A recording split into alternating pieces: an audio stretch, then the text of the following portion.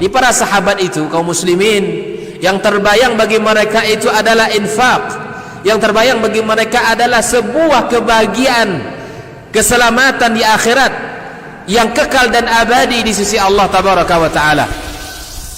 Semua kita boleh klaim sekarang, kamu cinta Nabi, cinta Ustaz. Cinta Nabi, cinta Ustaz. Termasuk saya, cinta Nabi, cinta. Kapan tahunya? Besok di akhirat. Maka apa kata Nabi sallallahu alaihi wasallam? Amalur rajuli biyadih. Penghasilan yang terbaik adalah pekerjaan yang dilakukan oleh seseorang dengan tangannya sendiri. Wa kullu bai'in mabrur, dan setiap jual beli yang mabrur. Ini aktivitas ini membantu saya di akhirat atau akan menyulitkan saya di akhirat? Kalau seandainya perbuatan itu ternyata akan menyulitkan kita di akhirat kelak, tinggalkan perbuatan itu.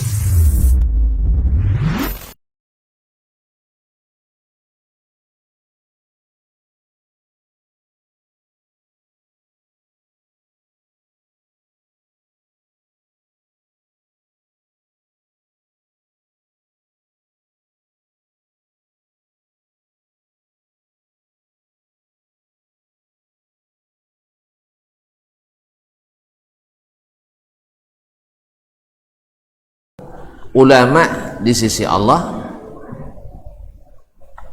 walaupun mungkin di mata manusia dia tidak dikenali sebagai ulama, karena definisi alim di sisi Allah, innama yakhshallaha min ibadihil ulama, yang hanya takut kepada Allah, yang senantiasa ada khasyah di antara hamba-hambanya kepada Allah, itu para ulama. Jadi ulama itu harus menjadi ikon ketakutan kepada Allah tabaraka taala, bukan justru menjadi lokomotif untuk meninggalkan perintah Allah dan melanggar larangan Allah tabaraka taala. Jadi dalam kajian kita sebelumnya, jangankan yang haram, yang makruh saja mereka tinggalkan. Bahkan jangankan yang makruh, yang halal bila membawa kepada yang haram mereka tinggalkan. Begitulah al-ulama yang di sisi Allah alim. Tapi ada yang alim, kata Ibnu Rajab, di zaman rusak, di zaman beliau abad ke-8 kan, bandingkan dengan abad yang ke-15 ini, mana yang lebih rusak kali ya? Subhanallah, ada orang alim indan nas, dielu-elukan, diangkat-angkat, dipiralkan, bahasa sekarang ya, bahasa kampung awak kini, dipiralkan, dipopulerkan, diangkat-angkat dan sebagainya. Tapi mungkin di sisi Allah dianggap minal jahilin, termasuk orang jahil di sisi Allah. Masalahnya apa?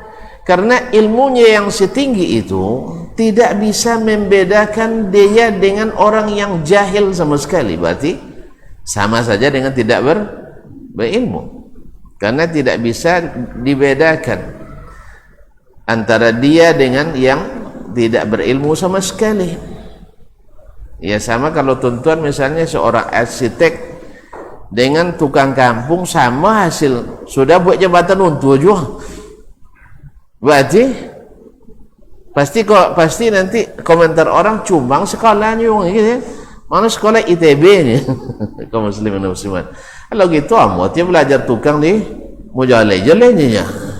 Jadi oleh sebab itu kaum muslimin dan muslimat dirahmati Allah, kalaupun kita dalam ilmu misalnya ya menguasai segala ilmu, bahkan mungkin dijadikan imam dalam hal itu, tapi hasilnya tidak terlihat dalam takut kepada Allah, maka di sisi Allah mungkin dianggap jahil. Lalu beliau menyebutkan hadis Nabi yang diriwayatkan oleh Imam Muslim rahimahullah taala, bahwa orang yang pertama dinyalakan terhadapnya api neraka pada hari kiamat adalah orang yang diberikan, orang yang membaca Al-Quran, belajar ilmu, lalu didatangkan, bukankah aku telah berikan kepadamu nikmat ini dan itu dan sebagai fasilitas. Mungkin belajar kita pakai beasiswa S1 sampai S3 mungkin kita, atau mungkin kita belajar dengan orang tua kita yang kaya raya, atau sponsor yang senantiasa mendukung kita belajar dan sebagainya. Ditanyakan itu, nikmat itu sudah kamu? Iya betul, tidak ada yang kamu ingkari, nggak ada. Terus kenapa kamu belajar ilmu? Lalu dijawab, saya belajar ilmu karenamu ya Allah, baca Quran karenamu. Kata Allah, kadzabta, kamu pembohong besar. Memang di sisi manusia kamu dianggap ulama besar, tapi saya tahu kamu menuntut ilmu itu supaya dianggap sebagai alim, baru baca Al-Quran supaya dia katakan qari. Maka kata Nabi SAW, fasuhiba ala wajhi fa turiha finnar, lalu dia diseret di atas wajahnya dan dilemparkan ke dalam neraka, nas'alullah al-afiyah. Maka ilmu kaum muslimin, ya, ilmu bagi siapa yang menyadari, dia hujjatun laka au alaika, hujjah yang meringankan antum atau hujjah yang memberatkan kita. Oleh itu kaum muslimin dan muslimat, disinilah bezanya ulama as-salaf itu dengan kita di zaman khalaf itu. Dulu kebanyakan mereka terlihat ketika berfatwa, ditanya kepada seorang mereka, dia bilang si fulan a'lamu minni, si fulan lebih berilmu tentang itu dari saya. Datang lagi ke si fulan yang ditunjuknya, dia katakan si fulan lebih berilmu, dan seterusnya sampai kembali ke yang pertama. Subhanallah, rasanya yang seperti ini di zaman kita barang langka. Justru yang terjadi sebaliknya, kita tepuk dada, ya, dan tonjok kawan. Tunjuk, ya, kenapa kamu tanya ke dia ngerti apa-apa, yang hebat itu adalah saya itu. Makanya bedanya kaum muslimin dan muslimat dirahmati Allah. Di zaman dulu, kata Abdullah bin Mas'ud, zaman banyak ulamanya, sedikit penceramahnya. Tapi akan datang, kata beliau, zaman di mana penceramahnya lebih banyak daripada ulamanya. Kira-kira di zaman kita zaman apa ini? Ulamanya banyak, penceramahnya dikit, atau penceramahnya banyak? Ya, penceramah pada umumnya, yang namanya penceramah pasti ingin menarik minat orang yang diceramahi, sehingga penceramah kadang dipelesetkan dengan pencora mahal. Pencora mahal, bagaimana supaya orang senang, ya, di sini senang, di sana senang, di mana-mana hatiku senang. Kalau ulama tidak. Makanya ulama itu subhanallah, dulu ulama sekelas Imam Abu Hanifah, bahkan jauh di bawah itu lagi, mereka bila disodorkan jabatan, mereka akan lari dan menjauh, bahkan dicari dan diburu. Kalau sekarang, so, kalau ada assessment, tolong sebut dong nyinya, jangan sampai lupa. Bahkan kadang-kadang terjadi saling menghadang dan menghalang. Bukan kadang-kadang lagi, tidak jarang untuk satu jabatan, kawan seiring di apa namanya, menikam kawan, lah tak apa, tak ada nonton tumpak segala lah, bodoh sudah, mengikut kawan sayang tu, jingkang kawan yang didapat. Memunting dalam lipatan, masya Allah. Masalah kirana ini tidak jarang di level manapun, dan yang terlibat di dalamnya adalah para orang-orang yang berlabel ulama. Ya tak? Zaman kita. Kalau zaman itu dia, antum lihat, dengar kisahnya Abu Hanifah sampai dicambuk, sampai kencing darah karena menolak menjadi pejabat tinggi negara, Mahkamah Agung sekelas itu sekarang. Imam Asy-Syafi'i lari dari Baghdad lari ke Kufah dikejar, lari ke Basrah diburu, turun ke Makkah dicari oleh para detektif, kemudian lari ke Madinah, tidak juga, akhirnya lari ke Yaman. Untung di Yaman lihat orang dalam, artinya dari famili Ahlul Bait yang seketurunan dengan Imam Asy-Syafi'i rahimahullah. Imam Syafi'i kan bertemu dengan nasab Nabi alaihi salatu wassalam dari Bani Muttalib. Nah, di situ baru dia katakan, ya Abu Abdullah, andainya khalifah datang ke sini dan engkau bersembunyi di bawah telapak kakiku, saya tidak akan angkat kakiku. Engkau aman di sini. Baru setelah itu, setelah ada pengumuman diangkat Mahkamah Agung, baru Imam Syafi'i berani keluar. Lalu diberi hadiah oleh gubernur Yaman waktu itu uang yang tak berapa banyak, hanya lebih kurang 50.000 dirham. Dinar atau dirham saya lupa. 50.000. Banyak tuh. Cetang. Kalau dinar berarti kali 2,5 juta. Loyo metong. Loyo metong deh. Kali 2,5 juta. Berapa di boro? 75 juta ya? Iya. 75 miliar. 75.000 juta. Iya, nyawa ada juta pandai tong miliar alun leh. Jadi kalau acu mungkin lah pandai metong miliar dan alun leh. Berapa? 125 miliar. Coba bayangkan. Sebelum masuk ke Mekah, dia ada Yaman, ke Mekah dulu umrah dia, sampai di Batha, dia bikin kemah di situ dan mandi sebagaimana Nabi juga dulu. Kemudian beliau mengumumkan ke seluruh Ahlul Bait yang ada di Mekah untuk datang ke beliau untuk menerima hadiah, sehingga yang tersisa dari 50.000 hanya tinggal 50 saja. Jadi makan coneko kan belum buat jadi pejabat. Dikasih 50.000, dibagikannya 49.000. Buat tiburon, apa nih metode lah.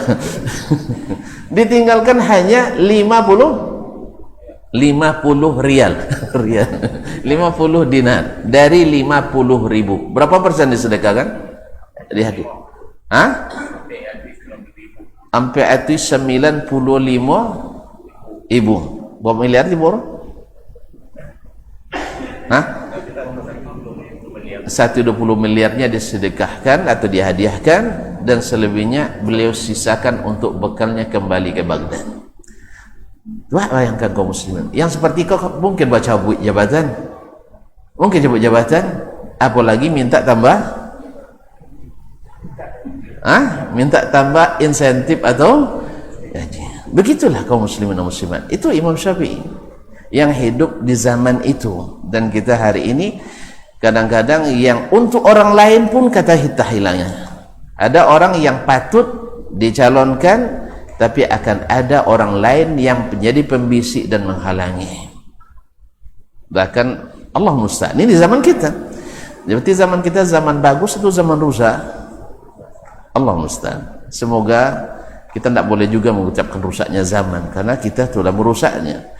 Tetapi itulah kenyataannya. Kata Imam Ibn Rajab rahimahullah ta'ala, ada orang alim di sisi Allah walaupun tidak alim di sisi manusia. Tapi ada orang alim di sisi manusia tapi terhitung jahil di sisi Allah tabaraka wa ta'ala. Nah, silakan pilih di mana kita berdiri. Ya, suruh hidup-hidup itu pilihan. Mudah-mudahan ada yang dua-duanya, alim di sisi Allah dan alim di sisi manusia. Alim di sisi Allah, alim di sisi manusia. Kami melihat syekh-syekh, ulama-ulama besar seperti Syekh bin Baz rahimahullah ta'ala, walaupun banyak memfitnah beliau karena orang sakit kan banyak. Ya, saya menyaksikan sendiri dan bersalaman sendiri dengan beliau bahwa baju saya mungkin lebih mahal dari baju beliau, padahal gajinya mana banyak gaji daripadanya. Awak 800-nya mungkin 50.000. Apa sebab? Beliau yang tinggal di Riyadh sudah paham bahwa setiap jam makan rumahnya penuh oleh orang. Bawa tiai, kalau bang tiai uang makan bawa. Jadi asal jam makan litak singgalo rumahnya, pasti makan, dan lebih dari itu kita dapat pula kajian gratis. Itu banyak tiap hari. Subhanallah, makanya orang seperti ini mudah-mudahan alim indallah, alim indannas. Subhanallah. Jadi orang-orang ini seperti Syekh Ibn Utsaimin rahimahullah ta'ala, ketika Raja Saud datang ke rumahnya baru berlantai granit, berlantai tanah bu. Subhanallah. Lalu oleh sang raja karena kasihan melihat syekh yang begitu tenar, sampai ke Bangkinang ada pesantren, kan ada pesantren Syekh Muslimin di Bangkinang, rahimahullah ta'ala. Nah, kaum muslimin dan muslimat dirahmati Allah, beliau berlantai tanah, lalu oleh raja ditawarkan, Syekh, izinkanlah saya bikinkan rumah untukmu. Lalu Syekh langsung motong, terima kasih wahai raja, baginda, saya sudah siapkan rumah di Khalidiyah atau Nasriyah, Khalidiyah, di apa, saya sudah menyiapkan rumah di sana. Lalu para muridnya pada saling menengok. Setahu mereka Syekh tak pernah bangun rumah. Tak boleh, Syekh belum bangun rumah. Tapi tidak mungkin didebat di depan raja. Setelah raja pergi, ini modelnya raja-raja di sana itu mereka yang datang ke rumah ulama. Awak amu jawab menemu awak datang lancar. Amunya nemu awak datang ke istana lancar. Kadang sepaya mono bagi nak bosuri. Itu bedanya kaum muslimin dan muslimat. Pakai protokol lah. Daftar tunggu lah apa? Itu ya subhanallah. Ya mungkin awak dek banyak, setan tak banyak uang. Jadi kaum muslimin dan muslimat dirahmati Allah datang. Setelah raja pergi, ada yang nanya, ya Syekh, saya tahu kami engkau tak ada buat rumah di Khalidiyah. Kalian tak tahu kan ada kuburan di situ. Rupanya maksud beliau siapkan rumah di pekuburan Al-Khalidiyah, artinya besok kalau saya wafat kuburkan di situ. Bahasa tauriyah yang dia sampaikan, yaitu rumah yang sesungguhnya di sana. Jadi subhanallah, wong Condeko kan mungkin dituduh akan menjilat pemerintah. Makanya semoga lidah-lidah yang tukang fitnah Allah berikan warak sedikit saja. Kalau nak membicarakan orang, nak berghibah orang, tolonglah jangan ulama.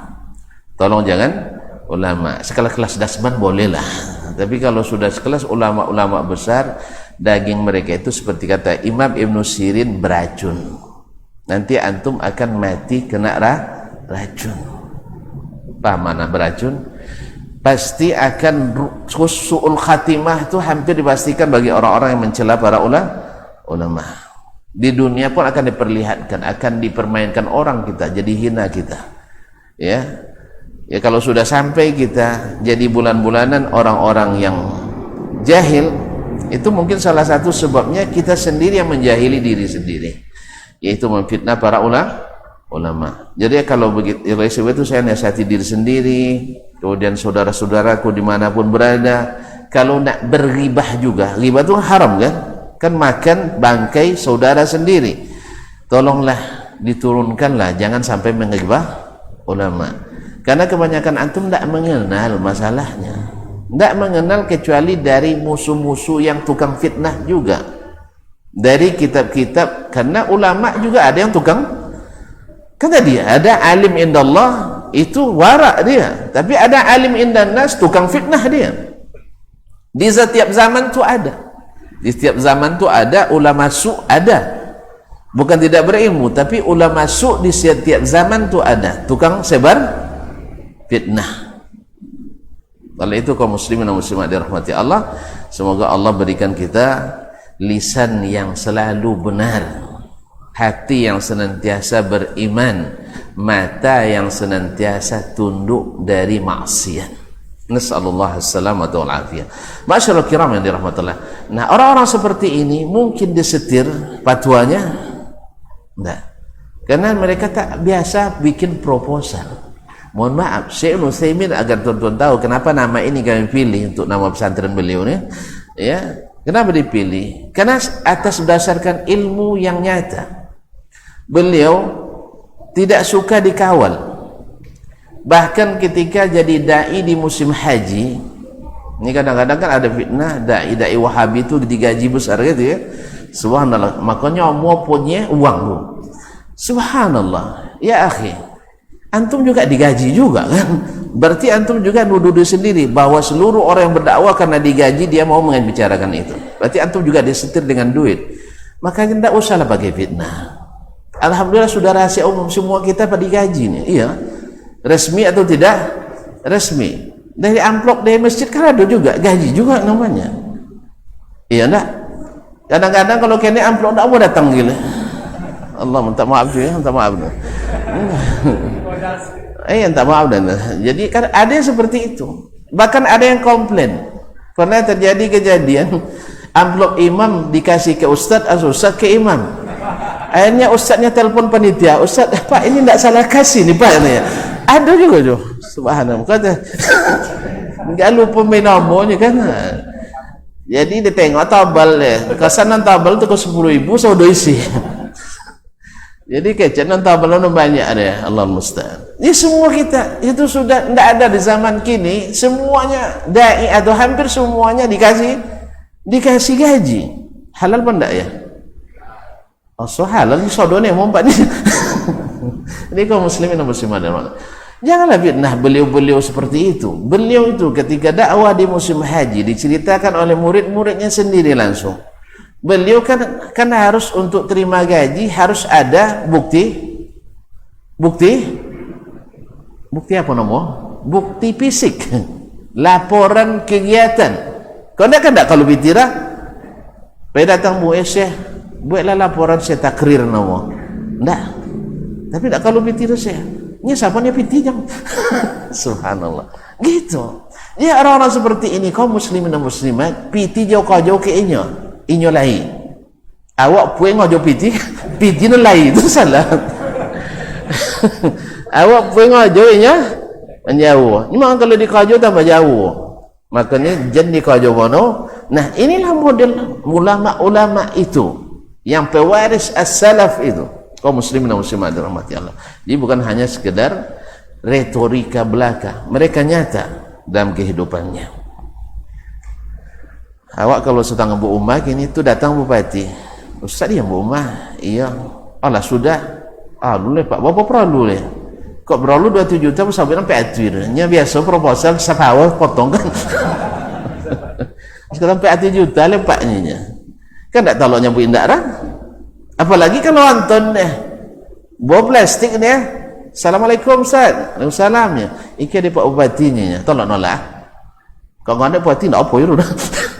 Jadi tidak ada yang tidak, bahkan belum ada pun kita sudah minta.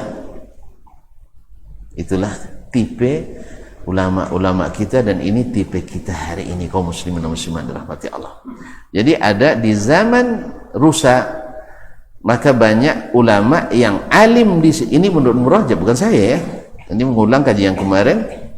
Ada yang alim di sisi Allah tapi tidak alim di sisi manusia. Dan ada yang alim di sisi manusia tapi tidak alim di sisi Allah tabaraka wa taala. Sampai di sini kemarin. Waqatul na'bil. Baik, kita sambung. Qala rahimahullah taala faslun liyatadabbar ma dhamma bihi Allahu ahlal kitab min qaswatil qulub ba'da ityanihimul kitab.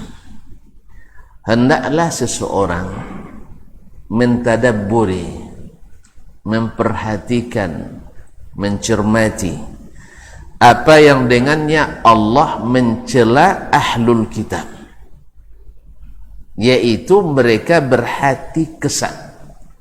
Jadi Allah mencela ahli kitab karena hatinya kasar, qasi'ati, yang ngancak buuk nampak dia, yang sunnah bid'ah nampak ada, yang bid'ah hasanah nampak ada. Allah musta'an. Ba'da ityanimul kitab, setelah datang kepadanya Alkitab, Al-Quran. Mereka kan dulu Al-Taurat dan Injil. Wa musyahadatihimul ayat, dan apa yang mereka saksikan dari tanda-tanda kebesaran Allah, mukjizat-mukjizat. Ka'ahya'il qatil, seperti mukjizat Nabi Musa menghidupkan seorang yang terbunuh di masa itu. Kan mereka disuruh untuk menyembelih sapi. Untuk menyembelih sapi itu banyak etong putung-putung huruf. Padahal kalau mereka terima perintah yang Allah sampaikan melalui Musa, wa iz qala Musa liqaumihi innallaha ya'murukum an tazbahu baqara, sesungguhnya Allah perintahkan kamu sembelih seekor sapi. Lalu mereka sembelih, selesai kan? Enggak. Qalu atattakhidhuna huzwa, uang mati suang kami nyembelih sapi, duitnya mati hilang, itu bahasa main logika mereka. Kan mereka ada yang terbunuh, lalu mereka berdebat siapa atau mencari-cari siapa pembunuhnya, lalu sampai ke Musa, minta ke Musa solusi. Nabi Musa alaihissalam, lalu Allah wahyukan kepadanya, tolong sembelih seekor sapi. Menurut pikiran orang Yahudi tidak masuk akal, untuk orang nonton siapa pembunuh mati, suruh sapi mati dulu, sangi duit tak tentu eranya. Paham tak? Jalan berpikirnya, sapi duitnya tak tentu dia siapa membunuh, apalagi sapi mati. Nyalun di setarang dia, nyalun di tarang kecondopon nyala di latakilik latakalam tu masalah. Alun selesai pertanyaan, nyala dijawab deh. Allah musta'an. Akhirnya mereka berputar-putar, condopo sapi, sudah itu condopo warna, sudah itu apa kriteria dan sebagainya, ujung-ujungnya hampir tidak jadi dikojong. Nah, ini mereka saksikan sendiri, ya, ka'ihal qatilil madrub bi ba'dil baqarah, yang hanya dengan dipukul dengan sebagian anggota sapi yang sudah sembelih tadi, lalu dihidupkan Allah SWT. Ketika dia hidup ditanyakan kepadanya, siapa yang membunuhmu? Lalu dia sebutkan yang membunuh Dayan si fulan, sebut nama orang. Dan itu disaksikan oleh mereka bersama. Lalu dipanggil si bulan yang ditunjuk, tidak bisa lagi mengelak. Akhirnya dia mengakui. Benar kan? Ini mukjizat kan? Bisa buat gini tak? Ya, itu tanda mukjizat, tidak bisa buat dah. Hanya Nabi saja yang diizinkan oleh Allah Subhanahu Wa Taala. Nah, melihat ayat-ayat itu pun mereka tetap tidak tunduk. Membaca kitab-kitab mereka hatinya juga tidak tunduk dan khusyuk. Maka mereka akhirnya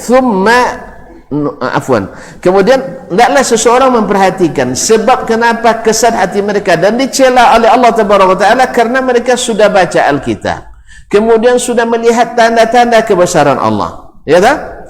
Bukankah ketika mereka melarikan dari Fir'aun ditenggelamkan, mereka selamat, sudah itu disuruh masuk Palestina, habis itu tidak jual murah.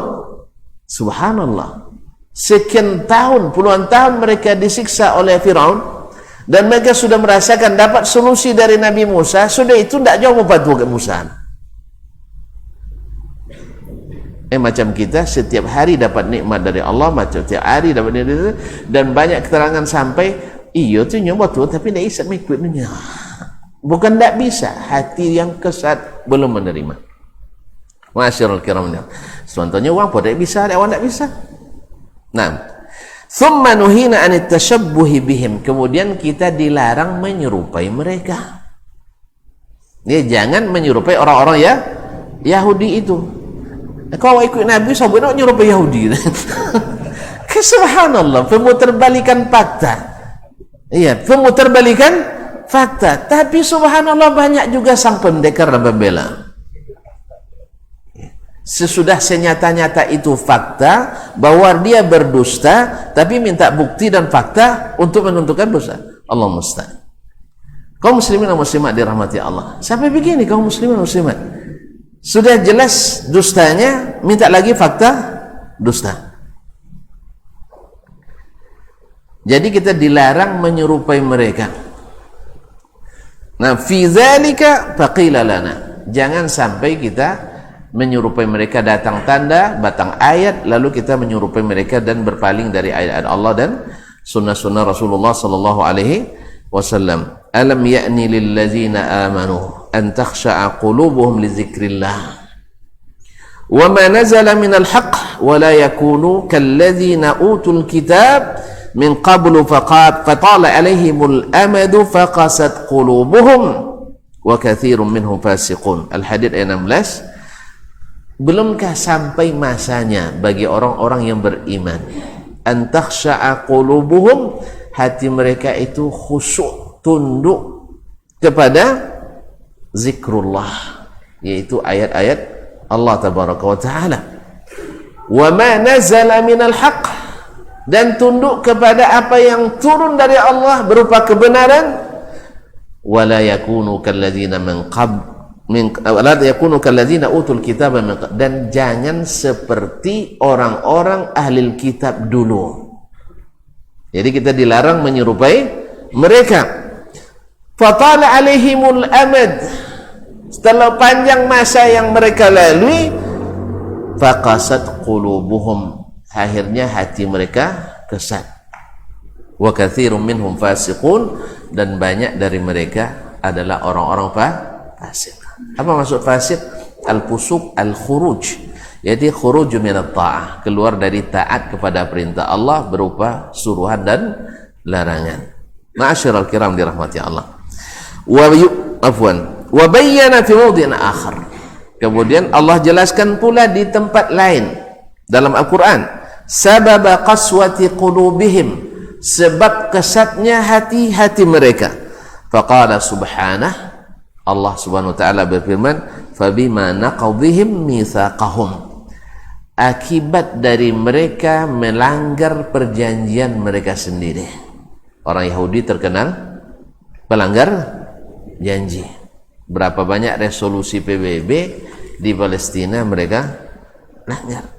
Saya potongnya, saya minta damai, sudah itu dilanggarnya. Tidak ada perjanjian dengan Yahudi yang ditepati satu pun oleh mereka, selalu dilanggar. Maka karena mereka suka melanggar perjanjian, la'annahum, kami laknat mereka. Laknat kami jauhkan dari rahmat Allah. Kalau sudah jauh dari rahmat Allah, petunjuk tak akan masuk. Tak akan masuk. Yang nanti petunjuk itu dianggap sesat, yang sesat itu dianggap petunjuk. Nas'alullah as-salamata wal-afiyah. Wa ja'alna qulubahum qasiyah, di samping laknat kami jadikan hati mereka kesat. Kami jadikan hati mereka kesat. Al-Maidah ayat 13. Fa akhbara anna qaswata qulubihim, Allah beritahukan bahwa sebab kesat hati mereka kana uqubatan lahum, akibat daripada mereka, ala naqdi, hukuman yang diberikan akibat ala naqdihim mitsaqallah, karena mereka membatalkan perjanjian dengan Allah tabaraka wa ta'ala. Dalam hadis Ibnu Majah yang sering disampaikan dalam khutbah, bahwa salah satu sebab kita dikuasai oleh orang-orang selain kita dan diambil kekayaan kita dan memilih-milih hukum Allah mana yang sesuai, maka akibat itu adalah kita dikuasai oleh orang-orang yang memusuhi kita, dikuasai oleh orang yang memusuhi. Akibat apa? Karena kita memilih-milih yang sesuai dianggukkan, tapi dawak dilalun. Contoh-contoh kat mana aku nak kena dengan angguk sampai ke pusat angguk, cuman ndak nani buang nani yang era nandi nyolakun. Jadi nandi uang dia apa diangguk nandi awak lalun. Nasallallahu salamatal afiyah. Orang Yahudi mereka karena melanggar itu Allah hukum dengan kesat hati dan laknat. wa huwa mukhalafatuhum li amrih. Apa maksud pelanggar itu? Mereka menyalahi perintah Allah. Lain disuruh, lain dibuat. Ya. Apalagi orang kita kata Gus Dur kemarin kan, kalau orang Jepang sedikit bicara banyak kerja. Orang Cina banyak banyak kojo. Kalau orang Korea cenikolah, tu orang Indonesia cenda fogusnya. Indonesia lebih ajaib lagi katanya. Lain citong, lain kojong. Kata Gus Dur dah meninggal nih. Kaum muslimin dan muslimat. Jadi lain nombor citong, lain nombor kojong. Awak sepakat macam itu, sudah rapat petangnya. Rapat hilang. Datang keputusan lain. Allah Musa. Iya macam itu. Lain nombor kesepakati, lain nanti gue. Kan banyak macam itu awak. Kebanyakan itu ilmu ya dia tapeknya cuman jadi zaman edan kata orang Jawa kan. Jadi kaum muslimin dan muslimat dirahmati Allah semua. Afwan wa hum mukhalatum li amri wartikabuhum li nahyi, dan mereka justru melakukan yang dilarang oleh Allah ba'da an ukhizat alaihim mawathiqullah, setelah diambil kepada mereka janji-janji kepada Allah wa uhudihi, perjanjian, kesepakatan perjanjian, illa taf'alu dzalika, kalau seandainya mereka tidak melakukan itu. Tsumma qala ta'ala, kemudian Allah sebutkan lagi, yuharrifunal kalima amma mawadhi'ih, mereka merubah-rubah kalimat Allah dari makna asalnya. Merubah-rubah kalimat Allah dari makna asalnya. Wa nasu hazzam mimma dzukiru bih, dan mereka melupakan banyak bagian dari apa yang mereka diingatkan dengannya. Jadi mereka kaum muslimin dan muslimat, sifatnya mereka itu dapat laknat dan hati gesat karena melanggar perjanjian dengan Allah, akan taat mereka tidak taat. Mereka diberikan mukjizat akan taat, akhirnya melanggar juga, dan seterusnya. Dan keistimewaan mereka adalah suka merubah-rubah ayat-ayat Allah dari makna yang asli ke makna yang tidak asli, sesuai dengan keinginan dan hawa, dan lupa atas peringatan-peringatan yang disampaikan pada mereka. Kalau ada peringatan dilewati jadi. Nah, fadzakara anna qaswata qulubihim aujabat lahum khaslataini mazmumataini, lalu Allah sebutkan akibat daripada kesatnya hati mereka itu dua sifat yang tercela. Karena hatinya kesat, maka akan terjadi dua hal yang tercela. Apa itu? Kita sebutkan setelah azan insyaallah taala.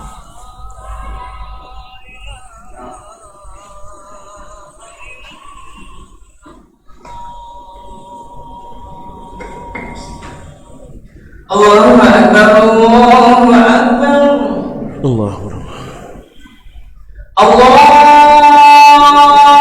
akbar,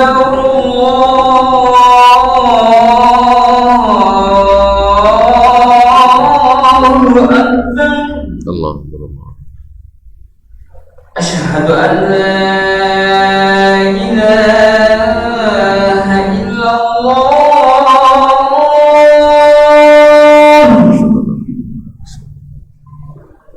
Asyhadu an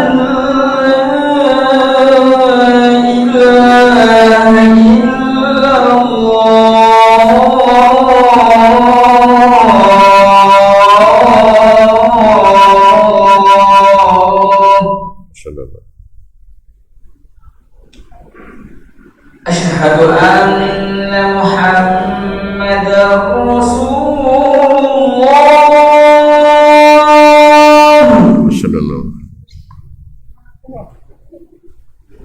Asyhadu anna Muhammadar Rasulullah.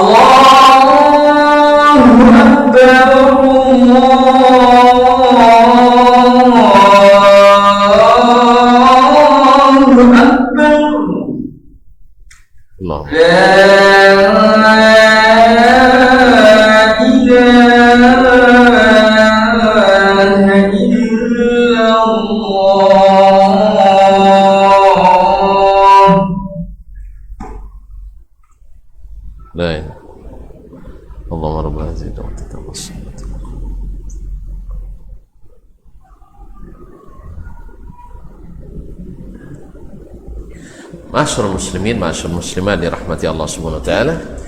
Jadi fadzakara anna qaswata qulubihim aujabat lahum khaslataini mazmumatain, bahwa kesatnya hati itu melahirkan pada seseorang itu, pada orang Yahudi tadi, dua sifat yang tercela.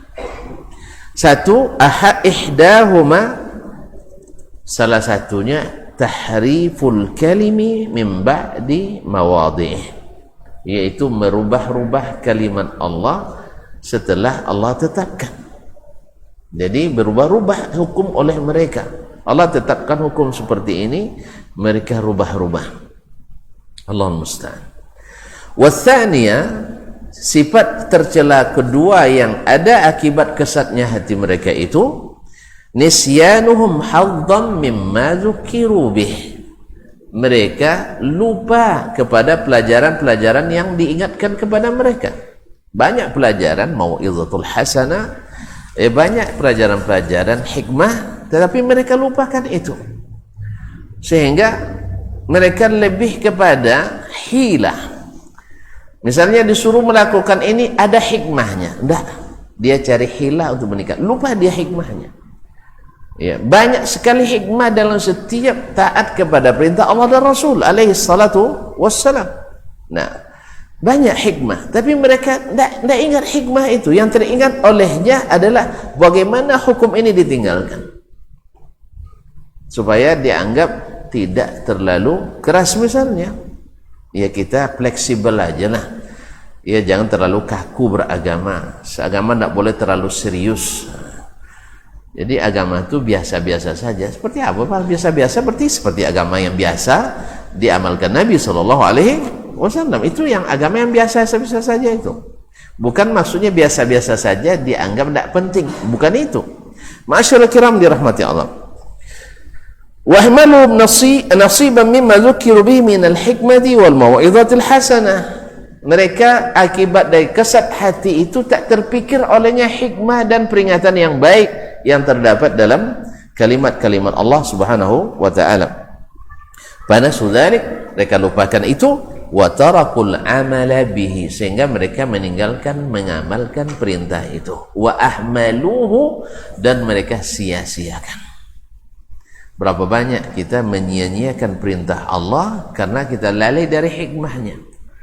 Makanya ketika mempelajari perintah Allah dan Rasul alaihi salatu wassalam, bukan hanya yang dikedepankan hukumnya saja, apalagi kalau hanya sibuk dengan ikhtilaful ulama di situ, apalagi tujuannya hanya berlindung di sekedar ikhtilaful ulama, apalagi menjadikan bahwa ikhtilaf itu asalnya sunnah.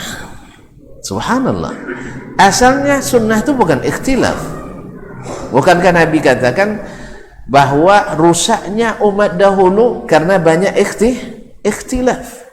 Kemudian siapa yang hidup setelah saya akan melihat ikhtilaf yang banyak. Balik ke sunnah supaya jangan banyak. Jangan sebaliknya, bahwa ikhtilaf itu asal, ya, sedangkan sepakat itu fara'. Ini terbalik kaum muslimin. Walaupun Nabi tidak menghalangi kita ikhtilaf, selama ikhtilafnya masmuh dan bukan mazmum. Sebab tidak setiap ikhtilaf itu masmuh, mahmud, ada yang mazmum. Ada yang ikhtilaf karena dalil mewakili dua-duanya, bisa dipahami dari dua sisi itu. Ada ikhtilaf yang tidak dipahami kecuali dari satu sisi. Makanya Nabi setiap khilaf di antara sahabat tidak semuanya diterima dua-duanya. Jelas tak? Jangan dijadikan bahwa sunnah Nabi itu adalah ikhtilaf. Ini kusur dalam memahami sunnah Nabi SAW. Bukan justru itu yang asal. Asalnya adalah ittifaq ala mutaba'atir Rasul SAW. Ini hukum asalnya. Yang sunnah asli itu. Kemudian bila terjadi khilaf dalam memahami, itu wajar. Karena itu sunnatullah dalam makhluknya. Ada yang pahamnya lebih dalam, ada yang sedikit dalam, ada yang pahamnya dangkal, ada yang sama sekali tidak paham. Itu biasa. Tapi jangan jadikan pokoknya setiap masalah harus ada khilafnya, sampai-sampai ada Allah Ta'alanya khilafnya. Bukan itu asal. Jangan dijadikan itu sebagai asal, karena Nabi datang banyak khilaf kepadanya. Tidak semuanya direkomendasikan, tidak semuanya recommended. Ada yang recommended, ada yang tidak direkom oleh Nabi SAW. Makanya menjadikan ikhtilaf adalah asalnya sunnah, ini adalah kekurangan dalam memahami sunnah Nabi SAW. Bahkan yang ada justru kebanyakan dalil mencela ikhtilaf. Tapi tentu saja maksudnya ikhtilaf yang melahirkan perpecahan, ikhtilaf yang tidak didukung oleh dalil. Tapi kalau selama masih didukung oleh dalil, itu memang masmuh. Walaupun ulama mencontohkan ke kita bahwasanya menurut saya yang sahih ini, menurut antum silakan pilih. Jangan baperan pula ketika saya tarjih yang begini antum wah solang dayadlin. Bukan. Antum silakan aja salahkan saya tidak akan marah kok. Antum silakan salahkan saya, nggak ada masalah. Kan juga begitu nyatanya kan, yang sebelah nyalakan kita, kita juga nyalakan yang itu biasa aja. Jangan baperan sekali gitu. Iya dah. Kalau wasuk babuat siap disalahkan, nah silakan aja salahkan. Cuman jangan jadi bahan fitnah. Allah musta'an. Ma'asyiral kiram dirahmati Allah. Jadi mereka lupa dengan apa yang Allah ingatkan. Lupa dengan hikmah-hikmah yang ada di dalam syariat Allah tabaraka wa ta'ala. Ini mereka dua sifat ini ada pada mereka, sehingga mereka meninggalkan amal dan menyia-nyiakannya. Kalau tuan-tuan misalnya pergi ke tempat orang meninggal, kalau dikaji hukum menjenguk orang mati apa? Sunat apa fardu? Menyelenggarakan jenazah fardu apa? Kifayah. Apa definisinya? Bila sebagian melakukan, gugur kewajiban dari yang lain. Kalau ini yang antum kedepankan, kita kedepankan, apa nak salat cuy? Ahlan Ustaz Dasman situ rumahnya, foto juga lagi. Rugi kita. Makanya ketika hadis ini sebelumnya tak diketahui oleh Abdullah bin Umar, lalu didengarnya dari Abu Hurairah. Dan ini setelah, atau mungkin bukan dia dengarnya langsung dari Nabi, dia tidak dengar langsung Nabi, dengar dari Abu Hurairah radhiyallahu ta'ala anhu. Wallahi kita sudah menyia-nyiakan banyak qararid. Padahal siapa yang menyelenggarakan jenazah sampai dia disolatkan, diberikan pahala 1 qirat. 1 qirat itu ditanya ke Nabi, seperti apa ya Nabi? Seperti gunung Uhud. Seperti antum berinfak sebesar gunung Uhud emas. Adon tolak, adon punya sebesar gunung Uhud emas. Cuman jen bangga lo dah luleh sebonto ya habis awak dah. Sebentar habis setengah salat lah hilang kan, setengah salat hilang banyak, hilang 1/3, hilang 1/2, kadang tinggi 1/1 ini 1% lah. Apa sebab? Lalu saat wafron alhamdulillah ni nampak dia ni. Nampak tercatat yang melayat. Nya kan kalau ndak awak datang sobui dah uang hilang. Walaupun banyak, kalau ndak pandai-pandai nyimpan copek hilang. Makanya oleh sebab itu simpanlah di langit, jangan disimpan di tempat kita. Tempat kita cepat habisnya. Makanya setelah diamalkan jenang kadang juleh. Sebab kalau itu sudah aman tuh, sudah aman. Yang masalah itu dia. Apalagi longki-ongki dong. Lihat ada ustaz potangnya. Itulah. Ini dah berang dia ni mampu potangnya. Habislah sudahlah kelas.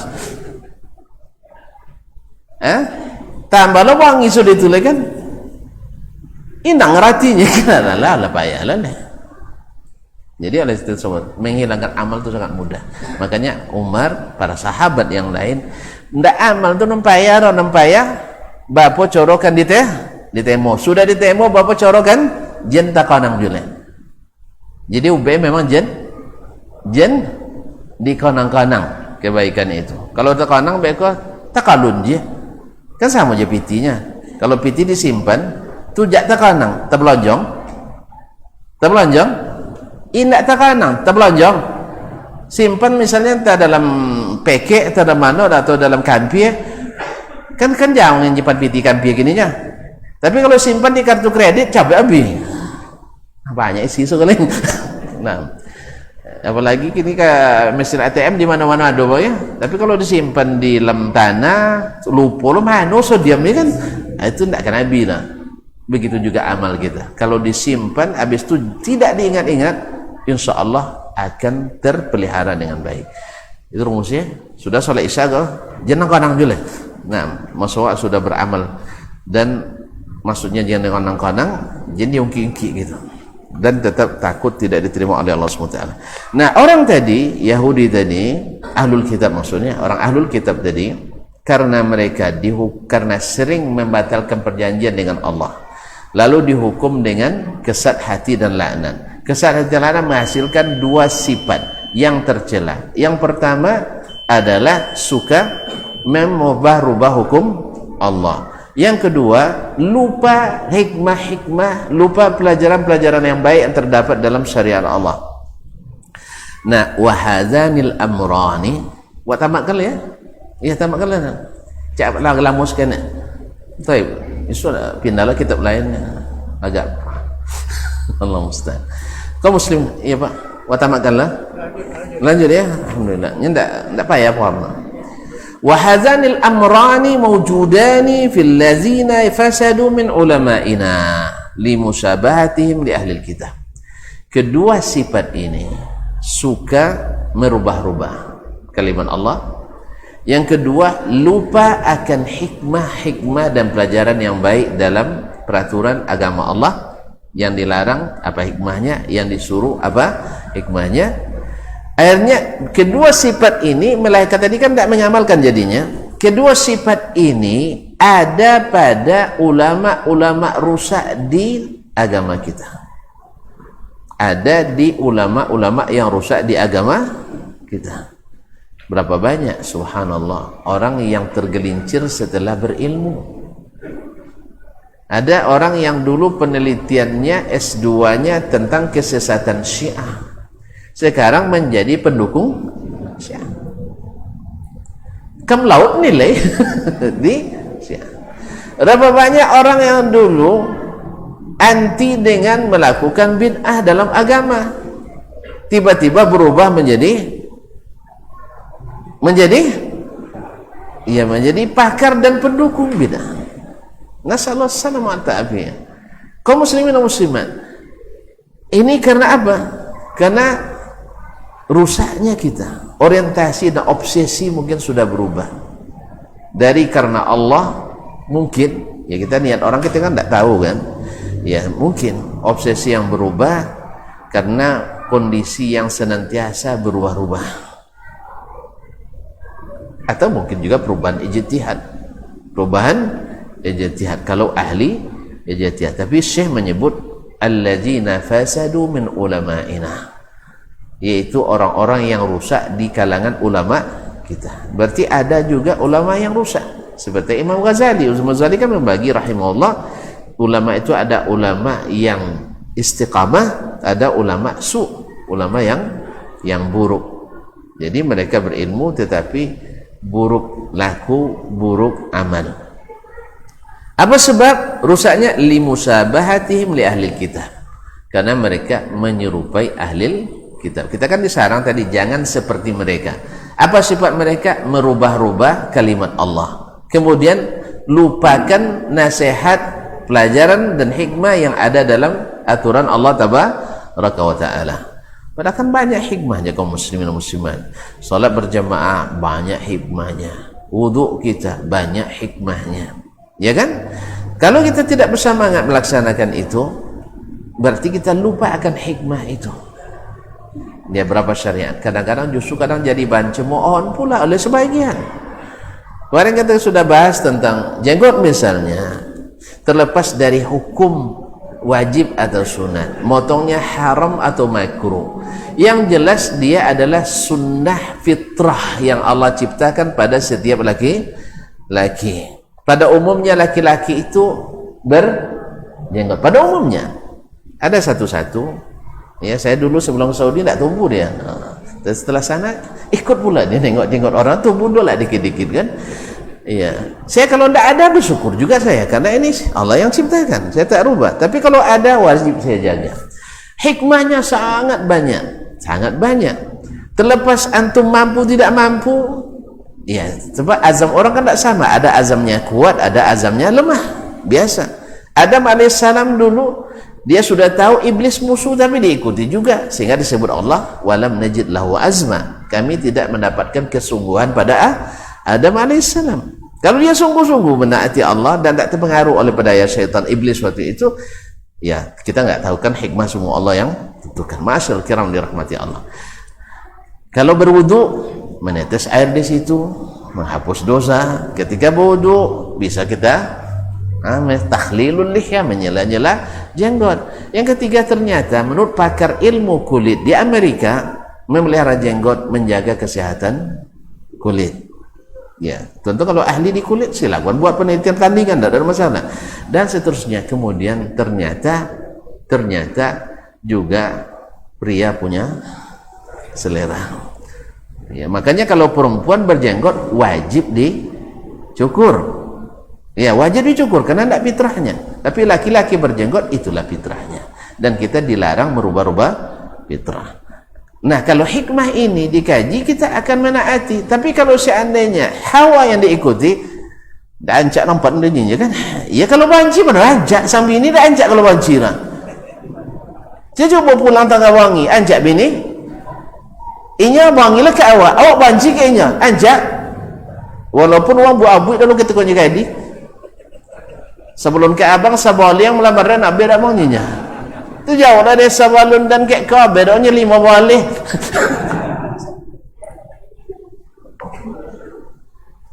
Nyancaknya, tapi ketika bangi tidak kan ancak. Jadi ketika tuan-tuan nengok, kau di masjid raya ngaji, bangi langsung kata kilek langsung. Pasti kaji Wahabi kenya. Alah, tidak ada kan elok. Makanya hilangkan itu kaum muslimin dan muslimat. Kalau antum tu bayang ini sunnah Nabi, antum cinta. Tapi kalau bayang ini kerja Wahabi, antum akan benci. Apalagi kalau dipadankan dengan Yahudi ortodoks pula. Ya, semoga Allah beri taubat kepada kita dan kepadanya. Amin. Masyaallah kiram dirahmati Allah. Ini panjang jadi ya. Naam. Li musyabahatim li ahli kitab. Karena ada kesamaan dengan ahli kitab, suka merubah-rubah kalimat Allah dan sering lupa hikmah dan pelajaran yang tergandung dalam syariat Allah tabaraka taala, sehingga yang menonjol adalah hukumnya saja. Selama ada ikhtilaf ulama, saya berlindung di belakang ulama. Ndak boleh esok ketika ulama tu orang tahu dan salah lainnya, tu apa ikut juanya. Dan nak sosik sama saya, tak mungkin jawabannya itu. Kita berkelahi nanti di mahkamah Allah tabaraka taala. La jale tentu yang bosong dalil dan lama. Tapi mau ikut je. Jadi kalau awam mungkin selamat. Tapi kalau penuntut ilmu, tentu dan lain penuntut ilmu dia. Kalau tak tentu nanya inyo paling hebat di kampung dan ninya. Anda apa insyaallah selamat. Wah, itu salahnya. Apa dia nak tunjuk nombor tu gitu. Kaum muslimin dan muslimat dirahmati Allah. Jadi jangan nikmati jadi orang awam dan taklid dulu. Nikmati bahwa kita menjadi orang yang berilmu atau minimal talibul ilmi. Jangan dikaji juga hanya sekedar hukum ikhtilaf ulama, tapi kajilah amalnya ulama. Antum tahu Imam Syafi'i ikhtilaf dia di sini. Ya, di sebagian menukil bahwa beliau mengatakan makruh hukum, tapi makruh tahrim mungkin. Sebab di bab janais dia katakan haram hukumnya mengambil jenggot mayat. Tak boleh yang lama mati, tak boleh, apalagi yang masih hidup gitu. Ya. Terlepas dari kontroversial itu, Imam Syafi'i sendiri pun ada cukup janggut ya? Kan dah. Terlepas dari ikhtilaf ulama, solat berjamaah di masjid, Imam Syafi'i mengatakan hukumnya fardu kifayah untuk kolektif, untuk individu perorangan sunat muakkad. Imam Syafi'i pernah dengan salat jemaah? Tak tahu apa dia berlindung belakangnya. Kalau sahabat isu apa nak pernah hadir masjid raya jemaah? Imam Syafi'i panggil Syafi'i, orang yang hadir lain, tuan kawan apa ndaknya? Tak ada ni. Dan ya itu sunat dan sahabat tapi dan tahu ipainya. Bahkan Imam Syafi'i rahimahullah di akhir-akhir hayatnya karena beliau kena penyakit wasir seperti diceritakan oleh Harmalah ibn Yahya Tujibi muridnya, termasuk murid-murid terakhirnya di Mesir, dia katakan kana Syafi'i rahimahullah taala ya'ti as-salata bil jami' fi jami' al-Amr ibn al-As radhiyallahu taala anhu, wal damu yasilu min basuratihi. Syafi'i tetap hadir solat berjamaah padahal darah mengalir dari wasirnya. Jadi kalau ada seorang pada misalnya tengah solat ndak mau ditahan kan, jangan lagi kamu sajilah. Suanya ganti karpet dulu. Jangan lah. Begitulah Imam Syafi'i rahimahullah, walaupun fatwanya mengatakan sunat muakkad. Makanya berlindung dari fatwa-fatwa ulama yang mengatakan hanya sekedar sunat, yang mengatakan sekedar makruh, kita juga harus berhati-hati. Makanya sifat ulama itu selalu lebih dari yang bukan alim, karena dia jadi qudwah dan contoh. Wallahu musta'an. Lanjutkan ya. Nah, kedua sifat itu ada pada yang rusak di antara ulama kita, kata Imam Ibnu Rajab, yaitu pertama tahrimul kalim, merubah-rubah kalimat Allah. Fa inna man tafaqqaha li ghairil amal, karena orang yang bertafaqquh, yaitu mempelajari ilmu dalam Islam, tafaqquh fid din, ya, bukan untuk beramal, bukan untuk diamalkan, yaqsu qalbuhu, hatinya akan kesat. Diriwayatkan dari sebagian ulama tabi'in seperti Humaid At-Tawil atau Sulaiman At-Taimi, dia katakan man tafaqqaha bi ghairi wara' tazandaq. Siapa yang menuntut bertafaqquh, belajar agama tanpa wara', bisa-bisa jadi orang zindiq. Jadi orang zindiq. Ini bukan hukum dari beliau. Beliau mengingatkan. Ini kalau sabuk mereka maklah dikopiun lawak aja. Bukan itu. Ini kadang itulah salah juga, kadang memahami sedikit. Makanya dicari-cari kalimat-kalimat yang multi tafsir. Maksud beliau mengingatkan, jangan sampai bersifat seperti sifat orang ahli kitab tadi. Fala yashtaghilu bil amal. Kalau hati sudah kesat, dia bukan lagi bersibuk dengan beramal, tapi sibuk dengan hanya bertafaqquh. Bal bitahrifil kalim, bahkan bukan hanya sekedar itu, bahkan merubah-rubah kalimat Allah tabaraka wa taala, wa sarfi alfadhil kitab, dan menjadikan lafaz-lafaz Al-Qur'an was sunnah an mawadhi'aha, merubah dari tempat yang aslinya, dari makna yang aslinya. Wattalattuf fi dzalika, dan bersembunyi dalam masalah itu dengan apa? Bi anwa'in minal hiyal, bi anwa'il hiyal lafdhiyah, dengan berbagai hilah. Hilah itu apa namanya? Berkela, apa? Ada berbagai dalih, dengan berbagai dalih al-latifah, yang sangat halus, Kalau tak berilmu kita kena syubhatnya. Dan berilmu kita kena sebabnya seperti tadi. Misalnya Nabi ketika selesai perang Ahzab perintahkan sahabat ke Bani Quraidah, la yusalliyanna ahadukum illa fi Bani Quraidah, tidak boleh seseorang salat asar kecuali di Bani Quraidah. Sebagian memahami makna perkataan Nabi, sebagian memahami secara kontekstual, sebagian memahami secara tekstual. Sebagian salat di jalan karena waktu asar sudah masuk. Sebagian tidak salat asar kecuali di Bani Quraidah, bahkan terlambat salat. Lalu Nabi terima keduanya. Yang khilaf seperti ini karena lafaz la yusalliyanna dalam urful Arab, dalam urfnya orang Arab, itu maknanya kedua-duanya masuk, yaitu makna nas dan makna yang bukan nas. Artinya secara tekstual diterima, secara kontekstual diterima. Misalnya solat zuhur di Pokan, hanya telah ambil jam 3 baru sampai Pokan, di Pokan je zuhur. Andainya dia solat zuhur di Pokan, saya terima, karena memang perintahnya jangan solat zuhur kecuali di Pokan, karena lafaz itu mengandung. Tetapi ada beberapa khilaf yang terjadi di antara sahabat, satu diterima, yang satu tidak diterima. Seperti kisah Umar dan Ammar bin Yasir radhiyallahu taala anhuma. Ammar berijtihad karena wudu diganti dengan tayamum muka dan tangan, maka dia pakai kias, dan kias kan boleh sunnah ini. Maka dia pakai kias, kalau wudu kan basuh muka dan tangan, nah kalau mandi tentu lumuri seluruh tubuh dengan debu, berguling dia di tanah. Nah Apakah Nabi juga terima? Mantap mar, cen itu boleh aja, cen iko boleh? Enggak. Nabi betulkan, iko enggak boleh nomor. Jalan? Ya. Jalannya yang inna makana yakfika an taqula bi yadayka hakadha. Lalu tunjukkan Nabi yang benar. Jadi tidak semua khilaf itu mu'tabar. Makanya jangan jadikan asalnya sunnah itu berselisih paham. Makanya apa masalah mesti selih? Enggak. Kalau dapat disatukan, kenapa diikhtilafkan?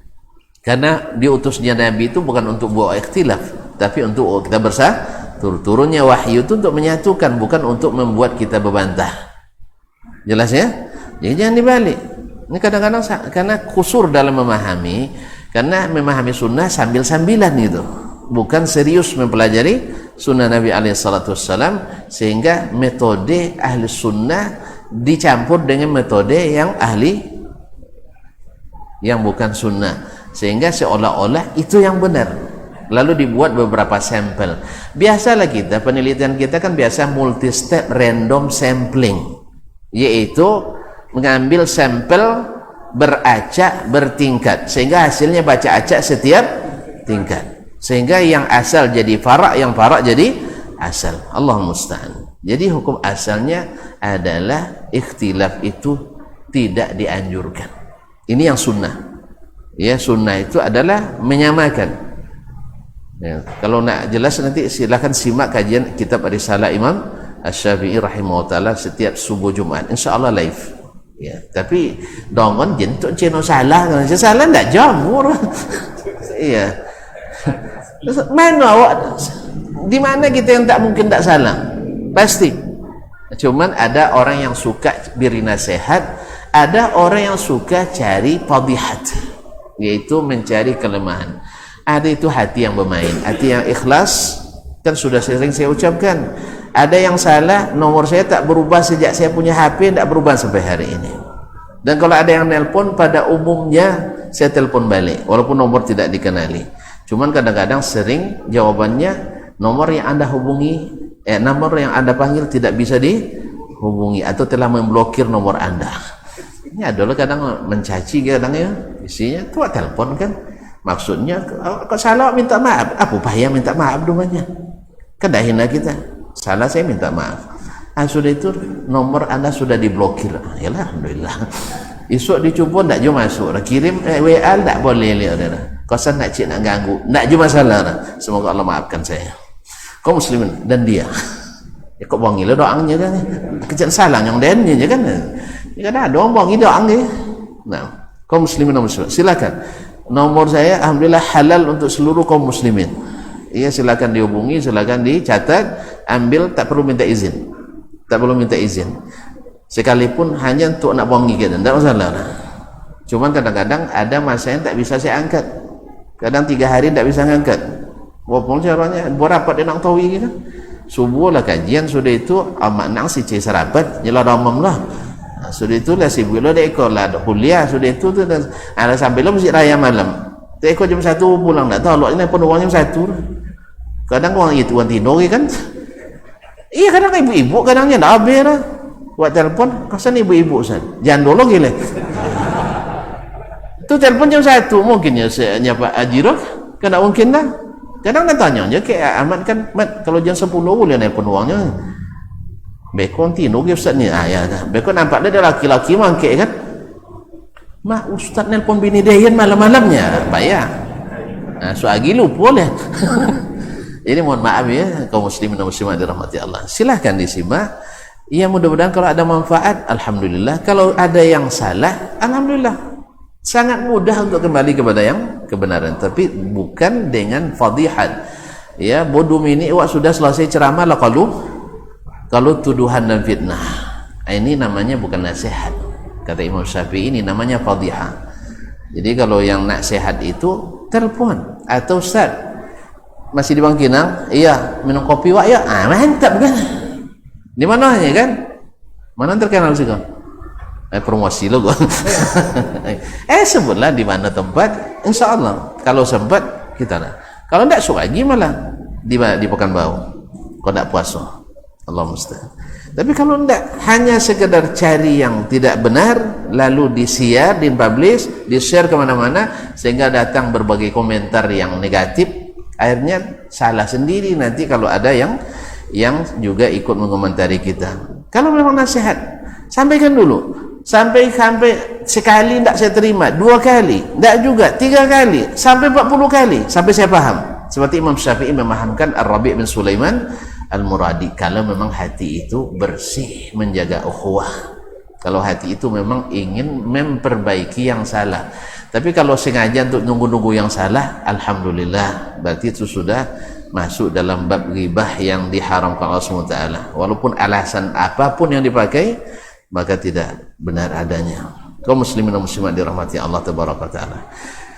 Baik. Nah, dan berlindung dengan berbagai hilah untuk yang halus min hamliha ala majasatil lughah, yaitu dengan memakai majas-majas bahasa, yaitu bahasa-bahasa kiasan. Ada namanya majas dalam balaghah, akhirnya dipakai majas, padahal tuan-tuan dan perempuan tahu siapa yang belajar balaghah, hukum asalnya bukan majas, tapi dijadikan hukum asal itu majaznya keliru lagi, sama dengan tadi. Hukum asalnya sepakat, bukan ikhtilaf, dijadikan sunnah asalnya ikhtilaf, membalik. Ini tidak boleh. Ini mohon maaf ya, secara akademisi ini kekurangan yang luar biasa, ini membolak-balikkan itu, membolak-balikkan.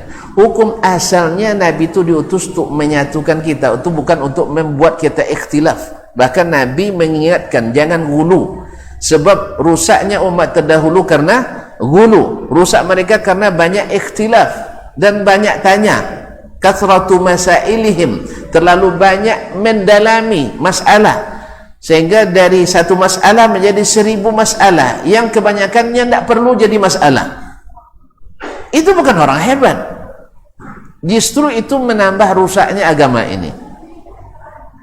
Jelas kaum muslimin? Jadi hukum asal bukan ikhtilaf, hukum asalnya alaikum bisunnati wa sunnatil khulafa'ir rasyidin al-mahdiyyin min ba'di.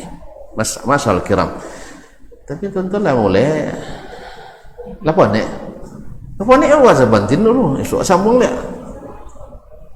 Lita. Kalau lita lah biarlah sampai sekolah dulu. Kita sambung besok insyaallah taala. Ya, karena sudah terlalu malam. Kasihan saya. Ya kasihan saya kan akan pulang jauh, tuan-tuan dekat kan. Alhamdulillah. Mohon maaf dan terima kasih. Jadi ini kita pelajari untuk kita. Pertama untuk kita, jangan sampai apa yang disebutkan oleh Imam Ibnu Rajab, kita termasuk yang rusak di antara orang yang diberikan ilmu, baik tulabul ilmi maupun para ahlul ilmi. Ya, mudah-mudahan bermanfaat. Dan kalau yang benar semata-mata taufik dari Allah Subhanahu wa taala, salah dan silap itu adalah sifat manusia. Semoga Allah mengampuni dan tuan-tuan bisa memaklumi. Wallahu taala alam, wa sallallahu ala nabiyyina Muhammadin wa sallam, wa subhanakallah bihamdik, asyhadu an la ilaha illa ant, astaghfiruka wa atubu ilaik. Wassalamu alaikum warahmatullahi wabarakatuh.